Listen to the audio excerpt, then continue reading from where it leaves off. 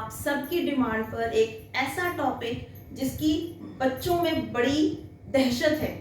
दहशत मैं इसलिए कह रही हूँ क्योंकि पोएम्स में अगर हम बात करें सारा समझ में आ जाता है, पैराफ्रेजिंग हो जाती है, राइमिंग स्कीम हो जाती है, लेकिन जब वो 1 नंबर का क्वेश्चन दिखता है क्वेश्चन पेपर में, बोर्ड के एग्जाम में या स्कूल्स के एग्जाम में, जिसको कहते हैं लिटरेरी डिवाइस या पोएटिक डिवाइस, तो फिर बच्चों को लगता है कि यार इसको अच्छे से समझने की जरूरत थी, पर वो तो थी का तो कोई इलाज नहीं, करना पड़ेगा है।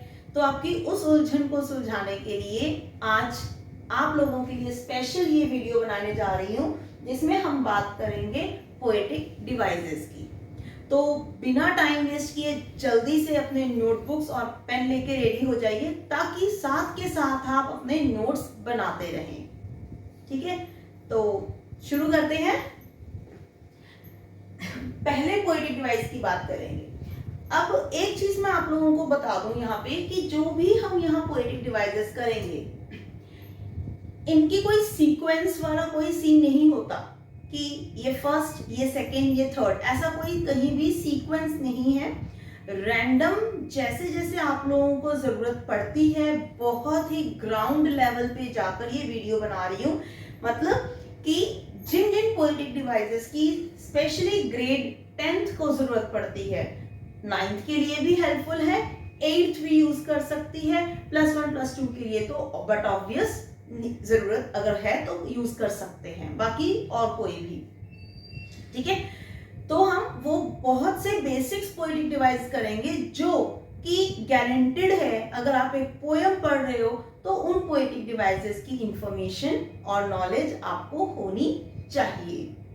ठीक है, तो इतने में आप लोग रेडी हो चुके हैं, करते हैं शुरू।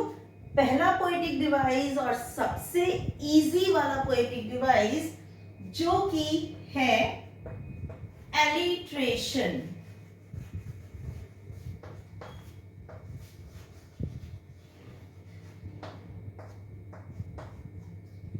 एलिट्रेशन क्या कहता है? एलिट्रेशन में ये है कि आपकी लाइन में जितने वर्ड्स हैं, जब उनकी इनिशियल साउंड रिपीट होती है, जैसे कि मैं बात करूं 10th की poem a tiger in the zoo में, वर्ड्स मुझे जो याद आ रहे हैं, बहुत से और भी एग्जांपल दूंगी, जो मुझे फिलहाल याद आ रहा है, बिहाइंड बार्स, बिहाइंड बार्स। तो यहां हम क्या देख पा रहे हैं? B alliteration, repetition of the initial sound. वैसे ही आपकी एक पोएम है अमेंडा, जिसमें एक लाइन है sit up, don't, I exactly don't remember कि ये वही उस तरीके से है, बट मैं आपको एलिट्रेशन के लिए स्पेशली बता रही हूं। Slouch, sit up, stop slouching, या समथिंग लाइक दैट, डोंट की जगह स्टॉप स्लाउचिंग है। तो एस, ये जो आपके लेटर्स हैं, ये है एलिट्रेशन। सिट अप, यहां पे आ जाएगा stop slouching, S, sit straight, stop slouching. I guess that's the right line. फिर भी आप एक बार क्रॉस वेरीफाई कीजिएगा लाइन को, कंसेप्ट सही है। सिट स्ट्रेट में भी stop slouching, S. Similarly behind bars, B. ऐसे आपकी बहुत सारी पोएम्स में इस तरीके के जो वर्ड्स होते हैं जिनकी इनिशियल साउंड सेम हो, that is alliteration. Clear? Second poetic device की बात करते हैं, बहुत ही कॉमन, 8th हो, 9th हो, 10th हो, +1 +2 कोई भी ग्रेड हो, तो ये पोएटिक डिवाइस बहुत ही कॉमन है, जिसको हम कहते हैं सिमिली। सिमिली क्या है? सिमिली है कंपैरिजन शो करने के लिए। जब भी हम किन्हीं दो चीजों में कंपैरिजन करते हैं, फॉर एग्जाम्पल,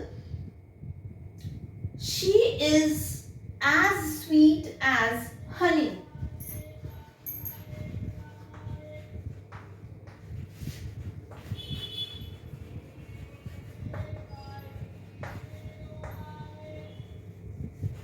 क्या बना हमारा यहाँ पे? वो she is sweet but compared to honey using the words as. This is simile, right? और as के अलावा और भी एक वर्ड है जो कंपैरिजन के लिए हमें हेल्प करेगा, सिमिली में आएगा, that is like. He is brave like a tiger. तो ब्रेवनेस कंपेयर की है हमने टाइगर के साथ यूजिंग द वर्ड लाइक. तो ये बना सिमिली. ठीक है. थर्ड भी कंपैरिजन ही है बेटा, जिसको कहते हैं मेटाफर.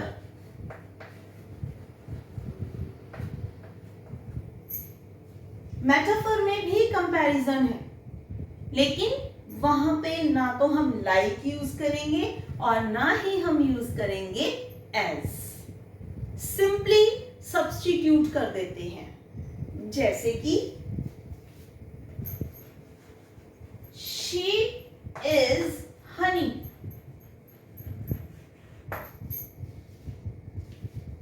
हम ये कह सकते हैं, अगर हम पोएम में से कोई कैरेक्टर लें, let's say custard behaved, custard became, so sorry, behave से तो फिर मुझे लाइक लगाना पड़ेगा, ये लाइन मैं खुद बना रही हूं यहाँ पे. Custard became tiger. कस्टर्ड आप सबको पता है ना, ड्रैगन है आपकी पोएम में, ग्रेड 10th की बुक में, the tale of Custard the dragon में, है ना, जो कि बहुत ही टिमिड कॉवर्ड होता है, लेकिन पायरेट के आने पे वो बहुत ही ब्रेव हो जाता है, बोल्डली उसका सामना करता है. तो मैंने यहाँ पे क्या यूज कर दिया उसके लिए, कस्टर्ड बिकेम अ टाइगर. तो कस्टर्ड में टाइगर जितनी ब्रेवनेस दिखाने की कोशिश की है इस सेंटेंस में. सो दिस इज मेटाफर. रिपीट कर रही हूं, मेटाफर वो जहां पे कंपैरिजन होगा, लेकिन ना लाइक यूज करेंगे ना हम एज यूज करेंगे. वहां पे सिंपली जिस कैरेक्टर के साथ हम कंपैरिजन करने जा रहे हैं उसको सब्स्टिट्यूट कर देंगे. ठीक है, ये हुआ क्लियर. तो 3 poetic device, alliteration, simile, metaphor. अब चलते हैं 4th पोएटिक डिवाइस की तरफ.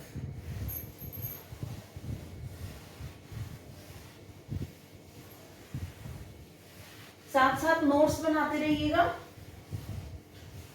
4th पोएटिक डिवाइस हमें बता रहा है, जिसका नाम है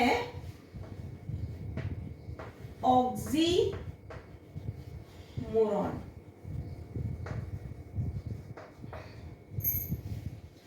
टू ऑपोजिट कैरेक्टर्स, दो कैरेक्टर्स कहें, दो क्वालिटीज कहें जो ऑपोजिट हैं और एक साथ एक ही बंदे को, एक ही पर्सनालिटी को रिप्रेजेंट कर रहे हैं.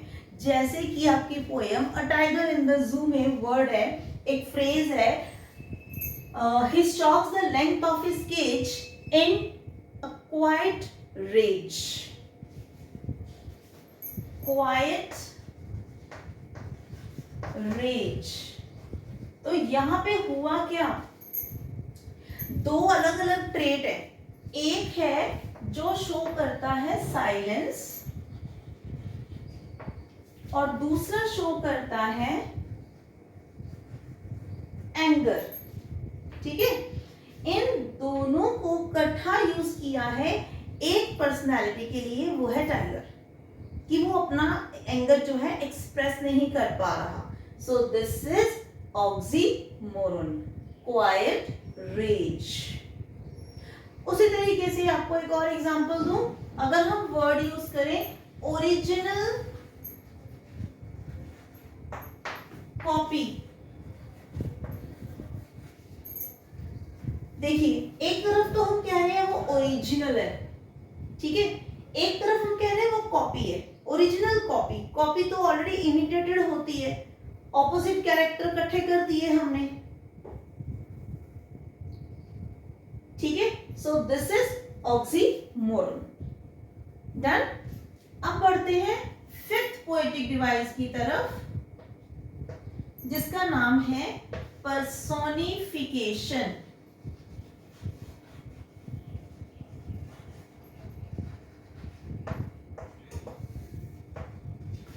पर्सोनिफिकेशन, बेटा बहुत ध्यान से इसको समझने का मैं आपको एक, जिसको हम कहते हैं साइंस में आप निमोनिक्स यूज करते हो, यहाँ निमोनिक्स तो नहीं कहूंगी मैं, एक ट्रिक बताऊंगी।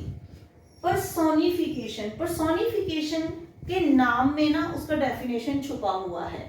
जैसे पर्सन मतलब human, human character, human trait देने जा रहे हैं हम। किसी भी नॉन लिविंग बीइंग को जब लिविंग बीइंग का कैरेक्टर दिया जाता है वो हो जाती है पर्सोनिफिकेशन, ठीक है। इसमें एक और चीज, ये जरूरी नहीं है कि वो नॉन लिविंग ही हो, मतलब मेरा यहाँ पे थोड़ा सा ये है, मैं इसको करेक्ट करूं या थोड़ा सा अच्छे से बताऊं कि ह्यूमन ट्रेट हम किसी और ऑर्गेनिज्म को दे देते हैं। इवन आपकी फिर से वही पोएम मेरे दिमाग में आ रही है, a tiger in the zoo. A tiger in the zoo में आपकी जो पोएम शुरू होती है, फर्स्ट वर्ड है ही इज लॉक्ड, ही से शुरू होती है। तो टाइगर, हमने अभी तक क्या पढ़ा है कि टाइगर एक एनिमल है, उसके लिए जो प्रोनाउन यूज होगा वो है इट, लेकिन यहाँ पोएट ने क्या यूज किया, ही, मतलब उसको ह्यूमन ट्रेट दे दिया, मेल बताया है ह्यूमन ट्रेट देते हुए ही।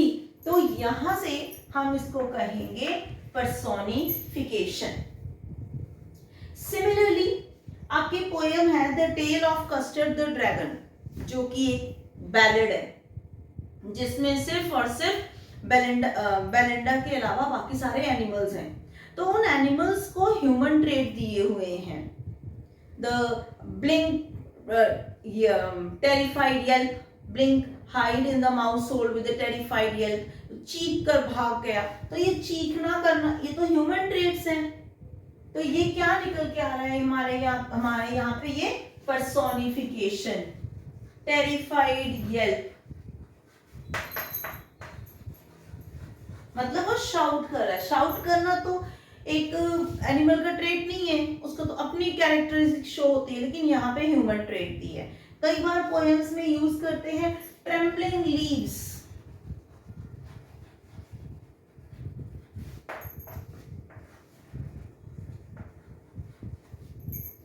ट्रेम्बलिंग, डांसिंग, अगर डांसिंग भी देते हैं यहाँ पे, लीव्स को हम ह्यूमन कैरेक्टर दे रहे हैं, डांस। तो सिम ये हो गया पर्सोनिफिकेशन। ह्यूमन ट्रेट किसी और ऑर्गेनिज्म को या नॉन लिविंग थिंग को देंगे तो वो हो जाएगा पर्सोनिफिकेशन, ठीक है। अगला करें, 5 हो गए। सिक्स्थ पोएटिक डिवाइस हम करेंगे एंजैबमेंट।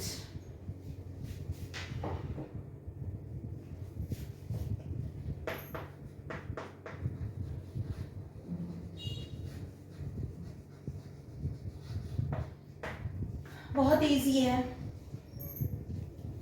पोएम्स की जब लाइन चेंज होती है अक्सर वहां comma, hyphen, exclamatory, full stop, ऐसे कुछ पंक्चुएशन मार्क्स देखने को मिलते हैं। लेकिन जब किसी पोएम में लाइन चेंज हो और उस लाइन के एंड में कोई भी पंक्चुएशन मार्क ना हो तो उसे कहेंगे एंजैबमेंट, नो पंक्चुएशन।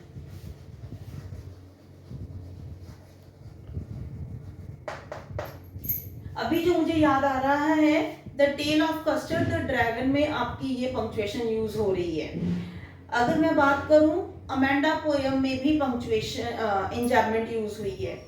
9th की पोयम विंड में भी है जहां इंजैम्पमेंट यूज हो रही है। मतलब जब हम लाइन शिफ्ट करते हैं उसके पीछे कोई पंक्चुएशन मार्क ना होना, दिस इज इंजैम्पमेंट। ठीक है, क्लियर? तो नो पंक्चुएशन रिफ्लेक्ट्स इंजैम्पमेंट। नेक्स्ट हम बात करेंगे एल्यूजन। एल्यूजन थोड़ा सा अलग सा पोएटिक डिवाइस है, यूनिक है। 10th ग्रेड में ये सिर्फ 2 ही पोएम्स में यूज हो रहा है। एक तो है the tale of Custard the dragon और दूसरा है अमेंडा। हुआ क्या है इस पोएटिक डिवाइस में, होता क्या है कि जब हम हमारे पोएम का जो कैरेक्टर है उस कैरेक्टर को किसी माइथोलॉजिकल या हिस्टोरिकल कैरेक्टर के साथ जोड़ दें तो वो होता है एल्यूजन। याद कीजिए the tale of Custard the dragon में कहां यूज हुआ है, याद आया? पर्सिवल। जब वो कहते हैं कि कॉवर्डली ड्रैगन को पर्सिवल बुलाते हैं, ड्रैगन वाली पोएम में, तो वो कर क्या रहा है, राइटर ने क्या, पोएट ने क्या किया है कि पर्सिवल एक माइथोलॉजी हिस्टोरिकल कैरेक्टर है किंग आर्थर के किंग आर्थर के टाइम का, उसको यहाँ उसके कैरेक्टर को कस्टर्ड को दिया है। वो कावर्ड, वो थक गया था, कावर्ड था, और वही कैरेक्टर यहाँ पे कस्टर्ड को दिया गया है। तो ये हुआ एल्यूजन। सिमिलरली अमेंडा में अमेंडा अपनी मदर की नैगिंग, उसके हिसाब से नैगिंग है, अदरवाइज नहीं है। चलिए वो जब हम पोएम डिस्कस करेंगे तब बात करेंगे। तो अमेंडा पोएम में जब अमेंडा खुद अपने आप को मरमेड, जो कि इमेजिनरी कैरेक्टर है, खुद को रैपुंज़ल इमेजिन करती है, फेरी टेल्स में से उठाती है कैरेक्टर्स। पोएट ने फेरी टेल के कैरेक्टर उठाए हैं, फैंटेसी, इमेजिनेशन, हिस्ट्री, माइथोलॉजी, ये सारे कैरेक्टर्स पोएट उठाता है अपने पोएम के कैरेक्टर को बताने के लिए, उसकी किसी क्वालिटी को बताने के लिए, तो वो हो जाता है एल्यूजन। ठीक है, क्लैरिटी? ओके, आगे बढ़ते हैं। अब हम बात करते हैं रेपिटेशन। इसके भी नाम में ही आंसर है, रेपिटेशन, रिपीट। कोई भी वर्ड जब पोएम में रिपीट होता है, जैसे 9th की पोएम मुझे याद आ रही है wind, crumbling, rafters crumbling, shutters crumbling, papers crumbling, crumbling, crumbling word बार बार यूज हुआ है ना। उसी तरह आपकी अमेंडा पोएम में अमेंडा अमेंडा अमेंडा यूज हुआ है। जब भी एक पोएम में वर्ड रिपीट हो रहा है दैट इज रेपिटेशन। ये जरूरी नहीं है कि वो एक ही लाइन में हो, कंसेक्यूटिव लाइन में हो, ऐसा कुछ नहीं है, बस वो वर्ड रिपीट हुआ, it means it is repetition. Repeat use of a word or more than one word. ठीक है, if, he, and ये कहीं भी हो सकता है पोएम के बीच में। ठीक है, तो ये हुआ रेपिटेशन। फाइन, बढ़े आगे। नंबर 9,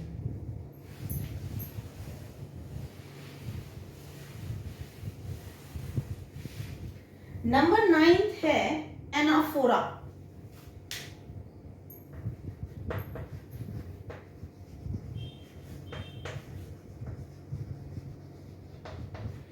एनाफोरा भी थोड़ा रेपिटेशन जैसा है, लेकिन बहुत जो डिफरेंशिएशन वाली बात है वो ये है कि जो फर्स्ट वर्ड होगा, फॉर एग्जाम्पल आपकी कोई पोएम की बात करें, उसके एंड अमेंडा पोएम में डोंट,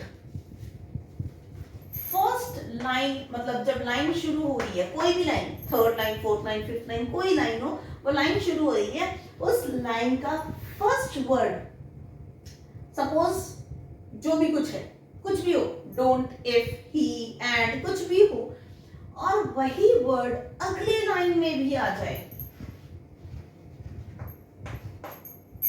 एनाफोरा। तो मैंने आपको कुछ बोला, आपको ये बोला कुछ भी, इफ भी हो सकता है, ही भी हो सकता है, एंड भी हो सकता है, कोई भी वर्ड हो सकता है, जब वो बिगिनिंग में हो। बच्चे ज्यादातर रेपिटिशन और एनाफोरा में कंफ्यूज होते हैं। रेपिटिशन, दोबारा बता रही हूँ बेटा, रेपिटिशन पोएम में कहीं भी हो सकता है, लेकिन एनाफोरा लाइन की बिगिनिंग में ही होगा। समझ आ रही है बात? चलिए, अब विजुअल इमेजरी।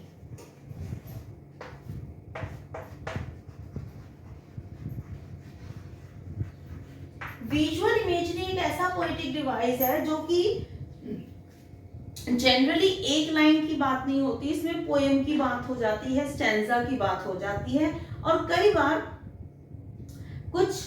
बार एक लाइन भी पता चल जाती है। होता क्या है, visual related two eyes, visual हम विजुअलाइज कर रहे हैं, देख रहे हैं, इमेजरी हम इमेजिन कर पा रहे हैं। पोएट अपनी पोएम में कुछ ऐसे शब्दों का चुनाव करता है, कुछ ऐसे वर्ड्स चूज करता है जिनसे कि वो जो कहना चाह रहा है वो हमारी आंखों के सामने हो जाता है, इमेजिनेशन हम कर पा रहे हैं, पोर्ट्रे हो जाता है वो। जैसे a tiger in the zoo, आप कहोगे बार बार वही पोएम, उसमें बहुत इजी एग्जांपल्स समझ आ जाते हैं बच्चों को। पोएट ने यूज किया है, he stalks in his vivid stripes on a patch of velvet quite, है ना? He stalks in his vivid stripes, सोच के देखो, टाइगर अपनी वो सॉलिड धार, उसकी बॉडी पे स्ट्राइप्स हैं, solid stripes, he stalks in his vivid stripes on pads of velvet quite, पैर उसके कुशन जैसे पैड्स ऑफ वेलवेट, वेलवेट कपड़े के साथ उसको कंपैरिजन किया है, साइलेंटली वो मूव कर रहा है, तो हम इसको विजुअलाइज कर पा रहे हैं। अमेंडा यूज कर रही है, I wish I would be a mermaid drifting blissfully in an emerald green, in an emerald sea, है ना? तो वो भी हम विजुअलाइज कर पा रहे हैं कि अमेंडा मरमेड बन गई है और वो ब्लिसफुली, हैप्पीली उस एमरल्ड सी में ड्रिफ्ट कर रही है, फ्लोट कर रही है। तो हम इस चीजों को जब हम इमेजिन कर पाते हैं, विजुअलाइज कर पाते हैं with the poets choice of words, इसीलिए कहते हैं कि पोएम्स में वर्ड्स की चॉइस बहुत मैटर करती है। पोएट कुछ इस तरीके के वर्ड्स यूज करते हैं जिससे कि हम उसको विजुअलाइज कर पाए, तो इट बिकम्स विजुअल इमेजरी। तो हमने एक नहीं, दो नहीं, तीन नहीं, 10 पोएटिक डिवाइसेस कर लिए चिल्ड्रन। ये 10 आप अच्छे से अगर समझ लो और अपनी पोएम्स में फिट कर लो, ट्रस्ट मी, आपका जो ये 1 नंबर जो आपको परेशान करता है, ये आपके हाथ में होगा। कई बार ऐसा थॉट आता है कि 1 नंबर से क्या फर्क पड़ता है, पर उनसे पूछो जो 80 में से 79 पे अटक जाते हैं जस्ट ये एक पोएटिक डिवाइस गलत होने से, है ना? तो कम नहीं मानना 1 नंबर को भी, उस 1 नंबर के लिए मेहनत तो करनी ही पड़ेगी, ठीक है? इसीलिए मैंने कहा था कि आप ही की डिमांड पर ये पोएटिक डिवाइसेस की वीडियो बनी है। तो बहुत क्लियर, बहुत अच्छे से समझिए, इसको रिपीट करके देखिए, बार बार देखिए, समझिए। अगर आपको लग रहा है कि ये वीडियो बेनिफिशियल है, अपने फ्रेंड्स के साथ, अपने डियर वंस के साथ, रिलेटिव्स के साथ जरूर शेयर कीजिए। चैनल को लाइक, शेयर और सब्सक्राइब तो करना ही है। कोई भी डाउट है कमेंट बॉक्स में लिखकर भेजिए, मैं श्योर करूंगी कि उसको आंसर कर पाऊं।